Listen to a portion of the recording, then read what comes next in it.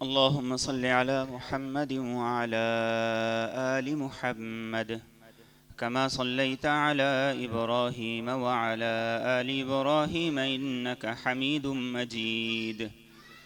अल्लाहुम्मा बारिक अला मुहम्मद व अला आलि मुहम्मद कमा बारकता अला इब्राहीम व अला आलि इब्राहीम इन्नका हमीदुम मजीद।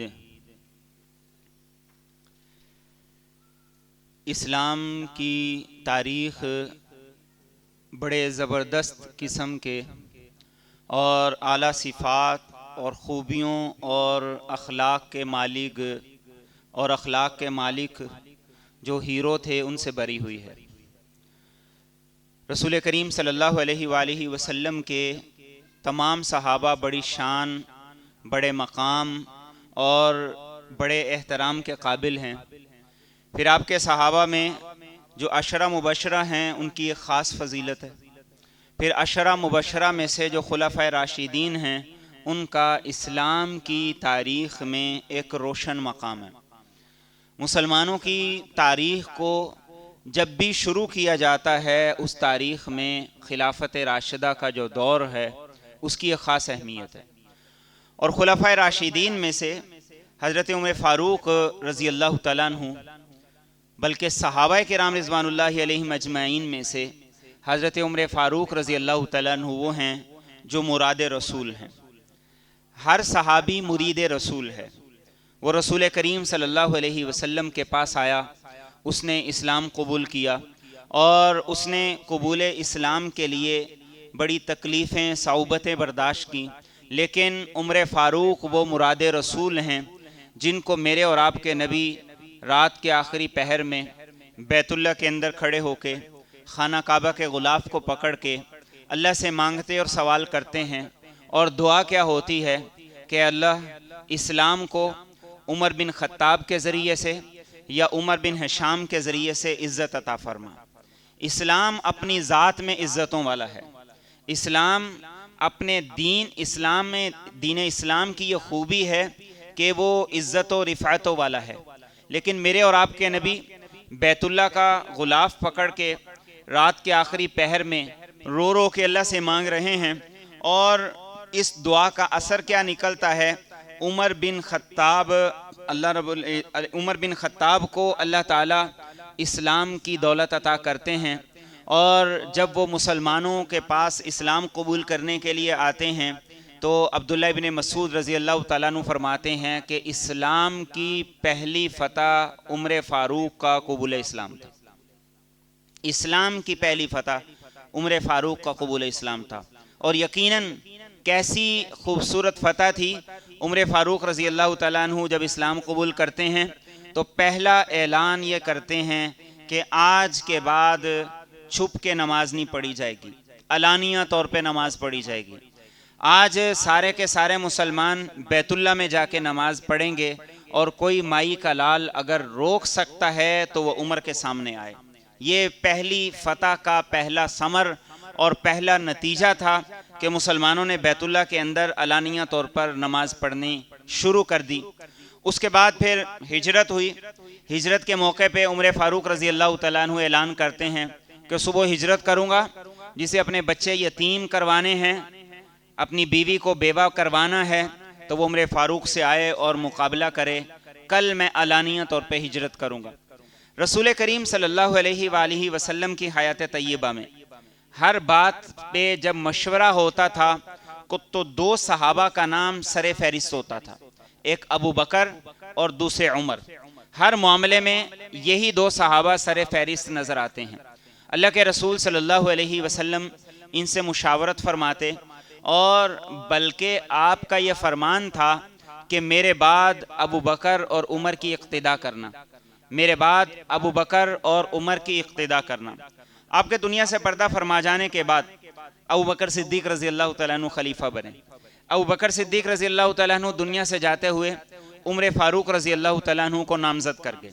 और नामज़द करने का जो तरीक़ा था, उसके बाद फिर आपने जब ज़िम्मेदारियाँ संभाली तो इस खूबसूरत अंदाज से आपने निज़ाम हुक्मरानी को संभाला कि आपकी शहादत के मौके पे अलीउल मुर्तज़ा रज़ी अल्लाह तआला अन्हु शेर खुदा अमीरुल मोमिनीन इमामुल मुत्तकीन के ये अल्फाज थे कि उमर, तुमने जिस मेयार का निज़ाम बना दिया है उसने तुम्हारे बाद वालों के लिए बड़ी मुश्किलात खड़ी कर दी हैं कि वो उस मेयार का निज़ाम बनाना और फिर उसको कायम रखना ये बड़ा मुश्किल है और हकीकत है।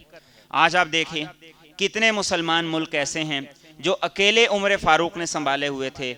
सऊदीया है, यमन है, शाम है, इराक़ है, और इसी तरीके से ईरान है, कवैत है, उम्मान है। ये सारे के सारे मुसलमान ममालिक जो आज छोटे छोटे हिस्सों में बटे हुए हैं, अकेले उमर फ़ारूक ने इन सब को संभाला था। और कैसा ज़बरदस्त संभाला था कि सूबों में इनकी तकसीम की थी। हर सूबे का गवर्नर होता था और गवर्नर को इस बात की भी इजाज़त नहीं थी कि वो अपने दरवाजे पे कोई पीए खड़ा कर दे, कोई सिक्योरिटी गार्ड खड़ा कर दे कि पहले उससे पूछा जाएगा फिर अंदर आया जाएगा। 24 घंटे जब मर्जी आओ, अपनी शिकायत सामने रखो, मौके पे फैसला होगा। यहाँ कोई तारीख नहीं पड़ेगी, यहाँ सुनवाई के लिए कोई सिफारिश नहीं करनी पड़ेगी। ऐसा ज़बरदस्त निज़ाम हुकूमत था। और आपके निज़ाम हुकूमत के अंदर जो खूबियाँ थीं वो बेशुमार थीं। आज उस निज़ाम हुकूमत को दुनिया के कई ममालिक उसकी खूबियों को अपना भी रहे हैं, कामयाबी भी हासिल कर रहे हैं। और आज हम मुसलमान किस निज़ाम हुकूमत पे खड़े हुए हैं, ये हमारे लिए गौर करने की बात है।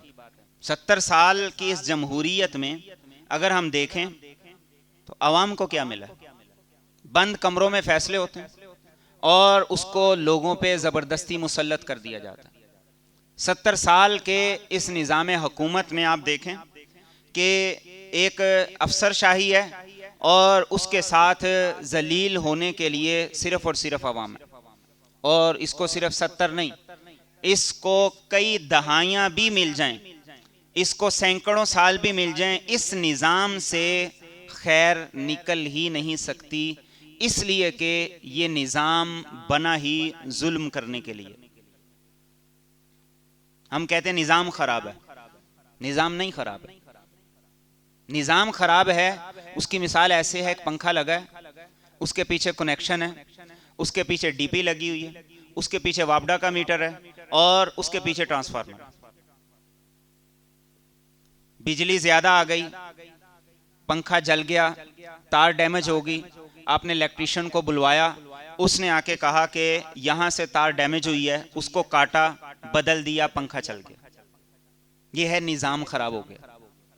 पंखा लगा दिया है, उसके पीछे बिजली की तार नहीं है, डीपी नहीं है, वापडा का मीटर नहीं है, ट्रांसफार्मर नहीं है, और आप कहें कि निज़ाम ख़राब है। नहीं, निज़ाम ख़राब नहीं है,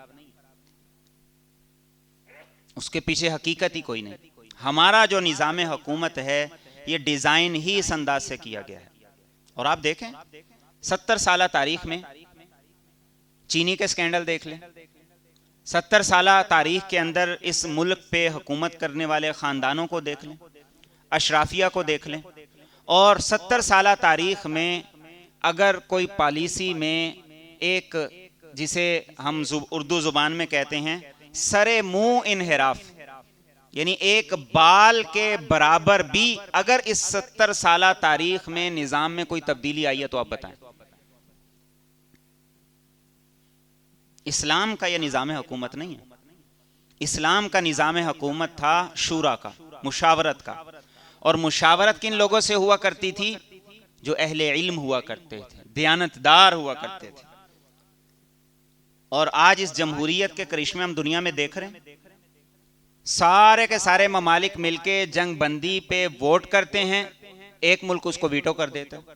ये जमहूरियत है।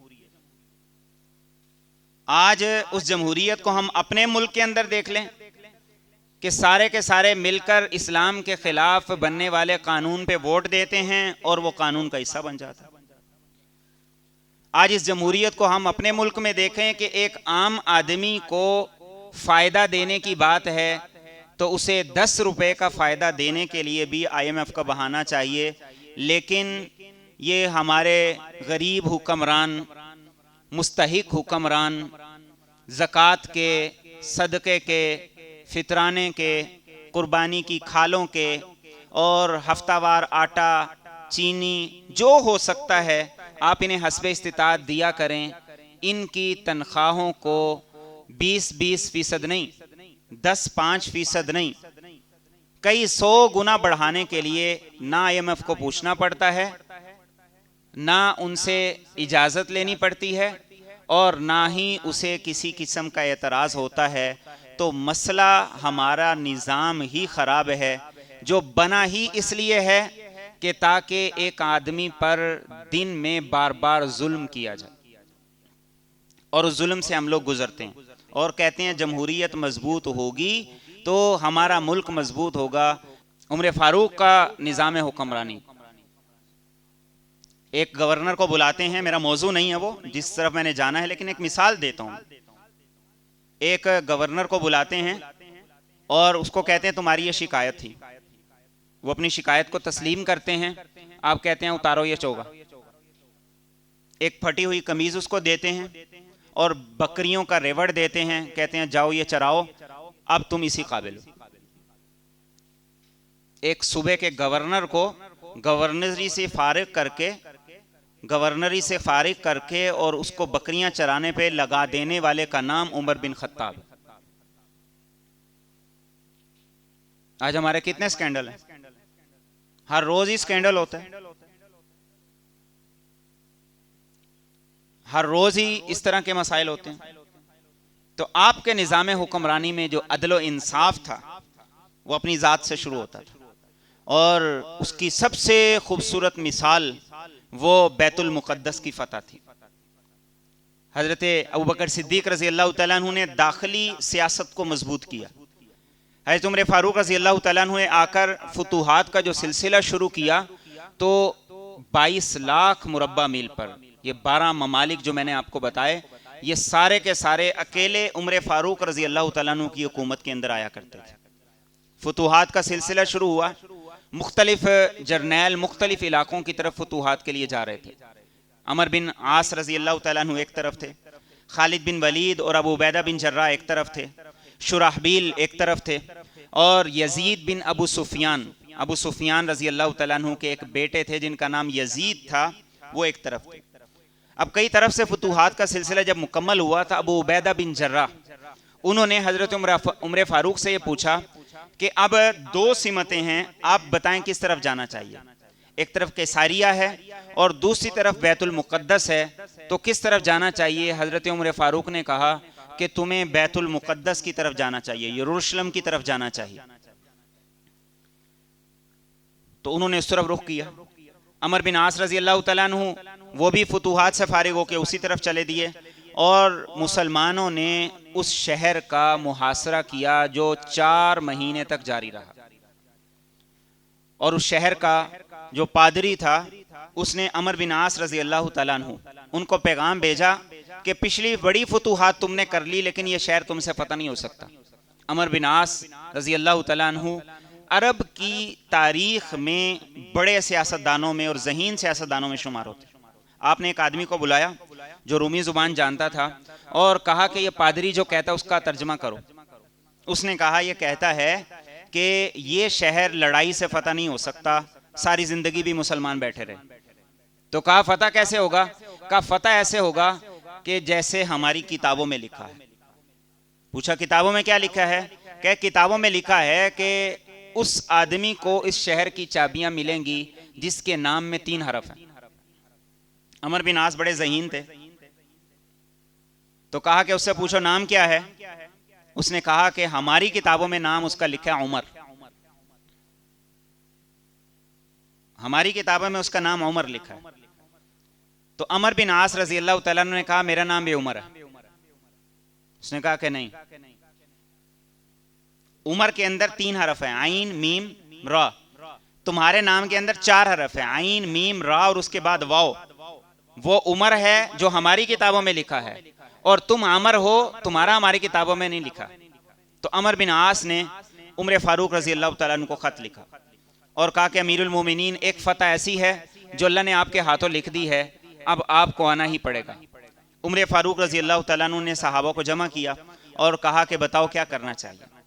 उस्मान गनी रज़ी अल्लाह तआला अन्हु ने कहा अमीरुल मोमिनीन, आपको जाने की ज़रूरत नहीं, आपके जाने से मुसलमानों को फतह तो ज़रूर मिल जाएगी, लेकिन ये लोग इस काबिल नहीं हैं कि आप मदीना तैयबा छोड़ के उनके पास जाएं और वो आपके साथ सुलहनामा लिखें। सुलहनामा लिखना है तो हमारे जर्नैलों के साथ मिलकर लिखें। शेर खुदा अमीरुल मोमिनीन इमामुल मुत्तकीन अलीउल मुर्तज़ा रज़ी अल्लाह तआला अन्हु का अमीरुल मोमिनीन आपको जाना चाहिए। मुसलमान 4 माह से मुहासरा करके बैठे हैं, इस्लामी फौजें मुसलसल लड़ रही हैं, उनका हौसला बुलंद होगा और मुसलमानों की जो मुशक्क़त है, तकलीफ़ है, वो कम होगी। उमर फ़ारूक रज़ी अल्लाह तआला अन्हु ने कहा कि ठीक है, अमीरुल मोमिनीन हज़रत अलीउल मुर्तज़ा की जो राय है उसमें अमल करना चाहिए। चुनाचे आपने मदीना तैयबा से सफ़र का इरादा किया और अपने पीछे नायब के तौर पर हज़रत अलीउल मुर्तज़ा रज़ी अल्लाह तआला अन्हु को मुकर्रर किया। अब यहाँ एक लम्हा सोचने की बात यह है, उमर फ़ारूक रज़ी अल्लाह तआला अन्हु किसकी राय पे अमल कर रहे हैं? शेर खुदा अलीउल मुर्तज़ा की। और उमर फ़ारूक जब जा रहे हैं तो उस वक़्त बड़े बड़े सहाबा मौजूद थे, ख़ुद उस्मान गनी मौजूद थे और दूसरे बड़े सहाबा मौजूद थे, लेकिन उमर फ़ारूक रज़ी अल्लाह तआला अन्हु अपना जानशीन किसको बना के जा रहे हैं? अलीउल मुर्तज़ा रज़ी अल्लाह तआला अन्हु। आज बतौर सुन्नी मुसलमान के हमें अपनी तारीख का सिरे से कुछ पता ही नहीं। मुहर्रम का महीना आता है तो ऐसा लगता है जैसा कि बड़े जुल्म हमने कर दी और हमारे नौजवानों को पता ही नहीं कि इन सहाबा के आपस के ताल्लुकात कैसे थे। आप रज़ी अल्लाह तआला अन्हु ने हज़रत अलीउल मुर्तज़ा रज़ी अल्लाह तआला अन्हु को अपना नायब बनाया और आपने सफ़र शुरू किया। और सफ़र में ज़ादे राह क्या था? एक ग़ुलाम साथ था, एक पानी का मशकीज़ा साथ था और उसके साथ साथ कुछ सत्तू थे और थोड़ा सा जौ था। ये लेके एक सूट था जो आपने अपने जिस्म पे पहना हुआ था। आप सफ़र शुरू करते हैं, आपके साथ कुछ और लोग भी हैं, आप ख़त लिखते हैं फ़लाँ तारीख़ को पहुँचूँगा और जाबिया मकाम पे मुसलमान जो जर्नैल हैं उनसे मुलाकात होगी। उमर फ़ारूक रज़ी अल्लाह तआला अन्हु निकलते हैं और तारीख़ ये लिखती है कि ये 22 लाख मुरब्बा मील का हुक्मरान था जो इस अंदाज से सफ़र कर रहा था कि सिर्फ वो सफ़र नहीं कर रहा था, बल्कि जब उसकी बारी आती वो सवार होता और फिर जब उसके ग़ुलाम की बारी आती तो वो नकेल पकड़ता, रस्सी पकड़ता, ग़ुलाम ऊँट पे सवार होता और अमीरुल मोमिनीन पैदल चला करते थे। आप रज़ी अल्लाह तआला अन्हु सफ़र करते हुए जाबिया पहुँचे। वहाँ पे अबू उबैदा बिन जर्राह ने, खालिद बिन वलीद ने, अमर बिन आस ने, शुराबिल हसाना ने और यजीद बिन अबी सुफियान ने आपसे मुलाकात की और आपने देखा कि उनके लिबास में कुछ तब्दीली आ गई। तो आपने अबू उबैदा बिन जर्राह रज़ी अल्लाह तआला अन्हु के सीने पे मारा और कहा कि इतनी जल्दी इनका लिबास पहन लिया, तुम इतनी जल्दी बदल गए हो, इनका रंग इतनी जल्दी तुम पे चढ़ गया है। तब अबू उबैदा ने कहा कि नहीं, उनका रंग नहीं चढ़ा, ये यहाँ का जंगी हथियार के मुताबिक, जंगी हिकमत अमली के मुताबिक लिबास है, इसके अंदर हथियार छुपे हुए हैं। तो हज़रत उमर फ़ारूक रज़ी अल्लाह तआला अन्हु ने कहा कि अगर ये बात ना होती तो उनका लिबास पहनने पर मैं तुमको सज़ा देता। आप वहाँ पे तशरीफ़ फरमा हुए, एक यहूदी आया और उस यहूदी ने हज़रत उमर फ़ारूक को देखा और पहचान लिया। यहूदी ने देखा और पहचान लिया कि ये मुसलमानों के खलीफा हैं, अमीरुल मोमिनीन हैं। तो उसने हज़रत उमर फ़ारूक से कहा, आप आए हैं तो जब तक बैतुल मुक़द्दस की चाबियां आपके हाथ में नहीं दी जाती, इस शहर को फ़तह नहीं किया जाता, तो आपने जाना नहीं है। तो उमर ने कहा, तुम यहूदी हो, तुम्हें यह बात कहने की क्या ज़रूरत है और तुम कैसे कह सकते हो कि ये मेरे हाथों फ़तह होगा। तो उसने कहा कि हमारी किताबों में जो निशानियाँ लिखी हैं वो आप ही की लिखी हैं, वो आप पे पूरी होती हैं, आप पे फिट आती हैं। यहूदी भी उमर को जानते हैं, यहूदी भी उमर को मानते हैं, यहूदी भी उमर को पहचानते हैं। लेकिन आज वो ईरान जिसे उमर फ़ारूक रज़ी अल्लाह तआला अन्हु ने फ़तह किया था, आज वो अपने मज़हब की बुनियाद इस बात पे रखता है कि उमर फ़ारूक को नाउज़ुबिल्लाह गाली दी जाए, बुरा भला कहा जाए। तो आपने सहाबा से मशवरा किया। अब सहाबा से मशवरा करने के बाद अब सफ़र शुरू होना था और चंद किलोमीटर का फासला था। उमर फ़ारूक रज़ी अल्लाह तआला अन्हु चलते हैं और रास्ते में एक जगह पे पानी का गंदा जौहर आ जाता है। आप जूते उतारते हैं और उसके अंदर घुस जाते हैं। जब वहाँ से निकलते हैं, हाथ में जूते हैं, पाँव में कीचड़ लगा हुआ है और ऊँटनी की नकेल पकड़ी हुई है, लिबास मट्टी से अटा हुआ है और गंदा हो गया। अबू उबैदा बिन जर्रा आगे बढ़े और कहा, अमीरुल मोमिनीन, यहाँ के अंदाज़े हुक्मरानी कुछ और है, यहाँ शाहाना तर्ज़े ज़िंदगी है। इनके हुक्मरान जब निकलते हैं उनके साथ बड़े लाओ लश्कर होते हैं और उनको प्रोटोकॉल देने वाले बड़े होते हैं, उनके साथ सिक्योरिटी वाले बड़े होते हैं, उनका लिबास बड़ा फ़ाखिराना होता है। तो हमारी ये गुजारिश है, आप अपना लिबास तब्दील करें। ऊँट पे आए हैं, ऊँट को छोड़ें, आप एक उम्दा किस्म की सवारी लें और शाहाना अंदाज से पहुँचें। हज़रत उमर फ़ारूक रज़ी अल्लाह तआला अन्हु ने जो जुमला इरशाद फरमाया था, आज वो हम मुसलमानों को समझने की, अमल करने की, दिल में उतारने की ज़रूरत है।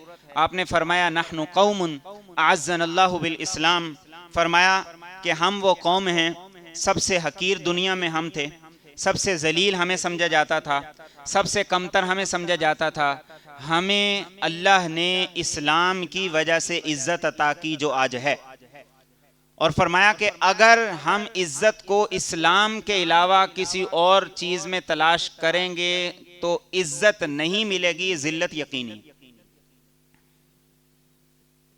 ये वो जुमला आपने इरशाद फरमाया था अबू उबैदा बिन जर्रा से, तारीख की किताबों में आज भी लिखा हुआ। आज हम देखें इस बात को, ना हुक्मरान इस्लाम के साथ मुखलिस हैं, ना अवाम इस्लाम के साथ मुखलिस हैं, और हम चाहते हैं कि हमें इज्जत मिल जाए। तो कहा कि इज्जत नहीं मिलेगी, जिल्लत तुम्हारा यकीनी मुकद्दर होगी।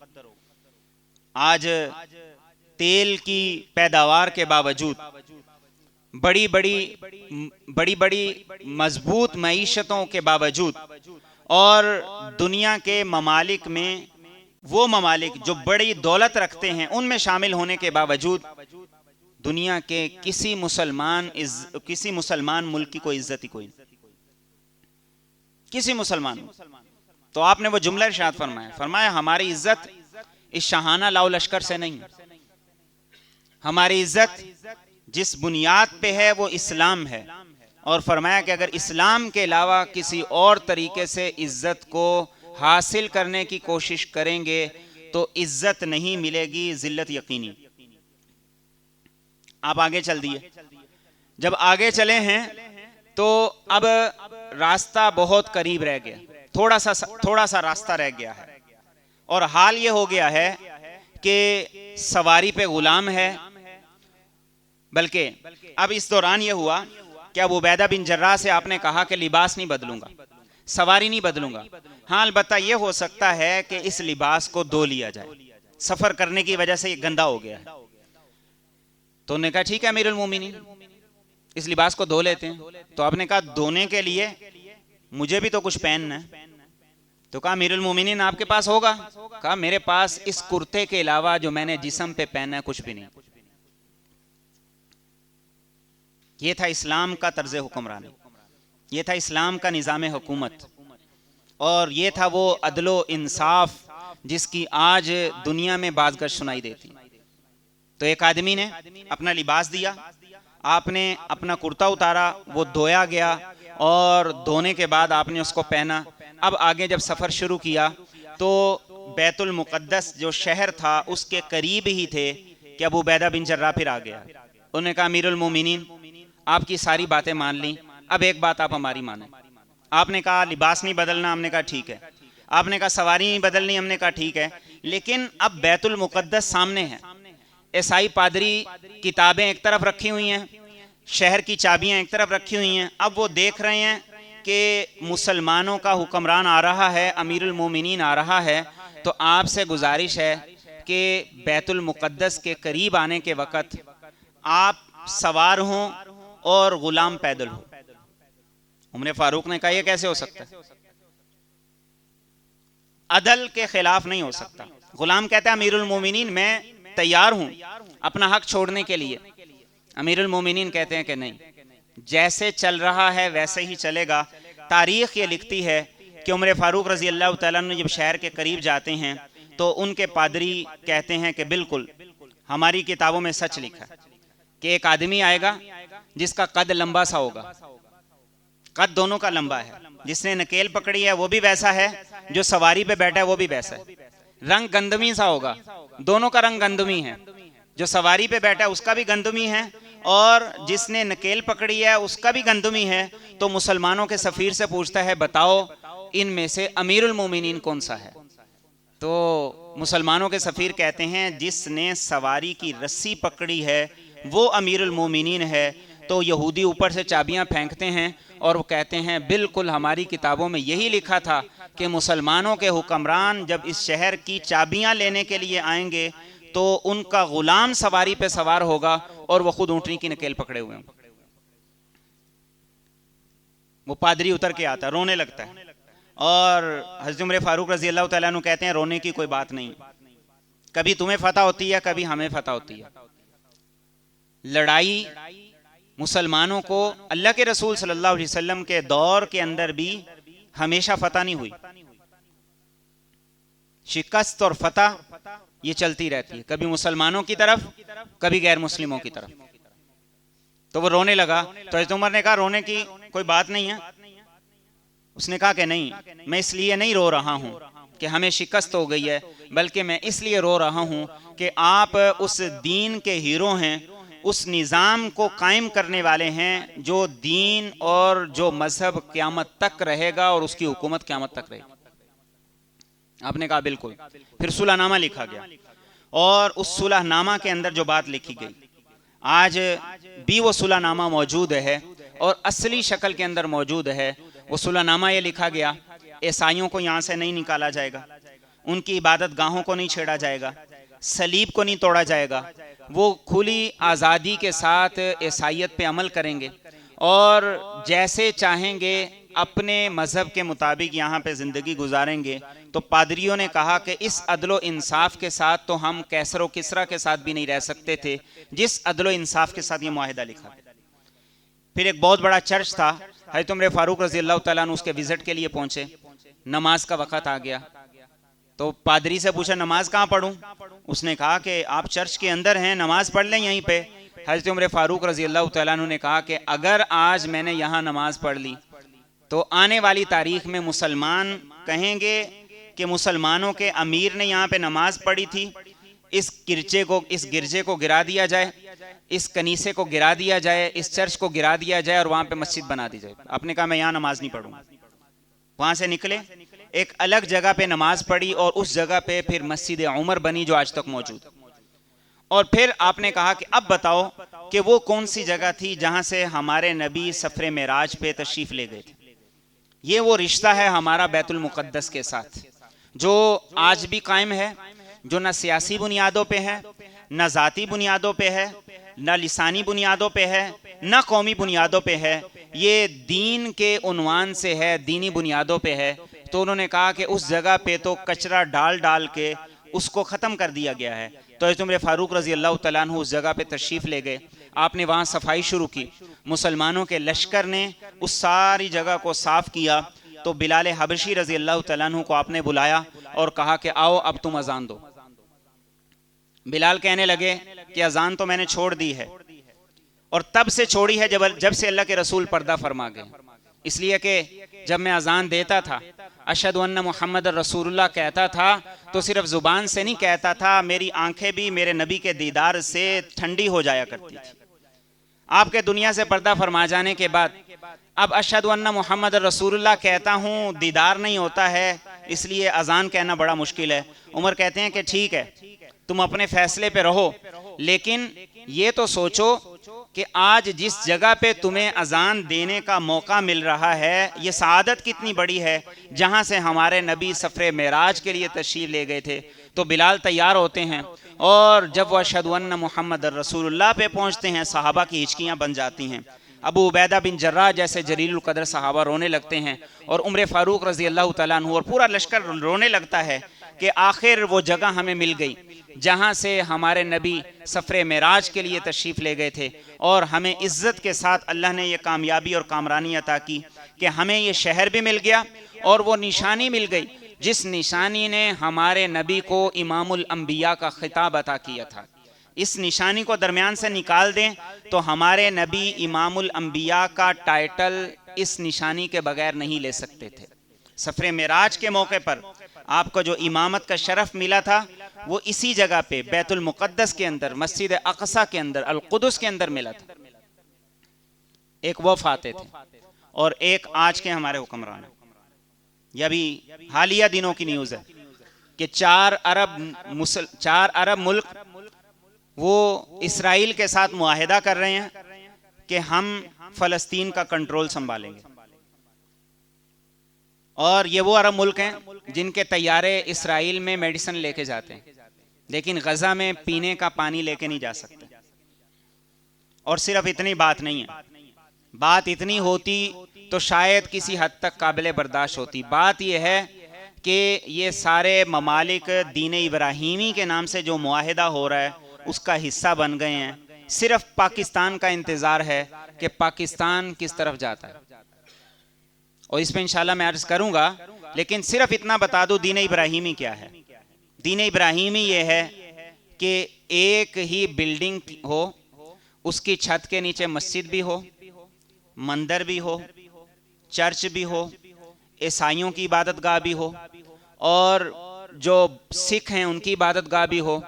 आप दाखिल हों, सबकी इज्जत करें, सबका एहतराम करें। जिसका दिल चाहता है मस्जिद चला जाए, और जिसका दिल चाहता है मंदिर चला जाए, जिसका दिल चाहता है सब की तरफ चक्कर लगा के चला जाए। ये दीन इब्राहीमी के नाम से मुआहिदा है जिस पे बाकायदा तौर पर अरब हुक्मरान दस्तखत कर चुके हैं।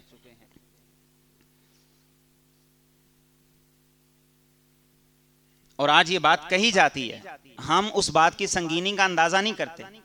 और बात क्या कही जाती है, वो कहते हैं मजहब की बुनियाद पे आप किसी को अच्छा भला, मजहब की बुनियाद पे आप किसी को अच्छा बुरा नहीं कह सकते। सारे मजहब बराबर है। नहीं नहीं नहीं, सारे मजहब बराबर नहीं। इन्न दीन इंदल्लाहिल इस्लाम, दीन सिर्फ इस्लाम है, सिर्फ इस्लाम है, सिर्फ इस्लाम, बराबर नहीं है। अगर इसी बराबरी की बात करनी होती तो लकुम दीनुकुम वलिय दीन के नुज़ूल का मकसद ही कोई नहीं था। रवादारी है, एहतराम है, लेकिन दीन सिर्फ इस्लाम है। सबको अपने मजहब पर अमल करने की आजादी है, जबरदस्ती कोई नहीं, लेकिन दीन सिर्फ इस्लाम है। लकुम दीनुकुम वलिय दीन, ये लो दो की पॉलिसी ये तो मुश्रिकीन ने पेश की थी। मेरे और आपके नबी ने कहा था कि नहीं, मारना है तो मारो, जुल्म करना है तो जुल्म करो, सताना है तो सताओ। ये लो दो की पॉलिसी पे अमल नहीं होगा। और आज बदकिस्मती यह है कि मुसलमान हुक्मरान उस तरफ चल दी। ये जिल्लत की वो आखिरी इंतहाएं हैं जिनकी तरफ हम मुसलमान हुक्मरान जा रहे हैं। और उसके नतीजे में हम क्या सोचते हैं, हमारे निज़ाम इक़्तिदार को वक़्त मिल जाएगा। हज़रत उमर फारूक ने फरमाया था, नहीं, इस्लाम की वजह से इज्जत मिली है, इसको छोड़ोगे तो जिल्लत के सिवा कुछ भी मुकद्दर नहीं होगा। और इस्लाम इसलिए नहीं आया था कि कुछ लो कुछ दो। इस्लाम का ऐलान है, कुरान में वाज़े तौर पर है, लियुज़हिरहु अलद्दीन कुल्ली वलौ करिहल मुश्रिकून वलौ करिहल काफिरून। फरमाया अल्लाह ने इस्लाम को इसलिए नहीं भेजा कि ये एडजस्ट हो जाए, एडजस्टमेंट के लिए इस्लाम नहीं। जैसा देश वैसा बेस, ये इस्लाम की पॉलिसी नहीं है। इस्लाम किस लिए आया था? अल्लाह कहते हैं लियुज़हिरहु अलद्दीन कुल्लिही, सारे दीनों पे गालिब होने के लिए आया है। और दलील के एतबार से, हुज्जत के एतबार से आज भी इस्लाम सारे दीनों पे गालिब है।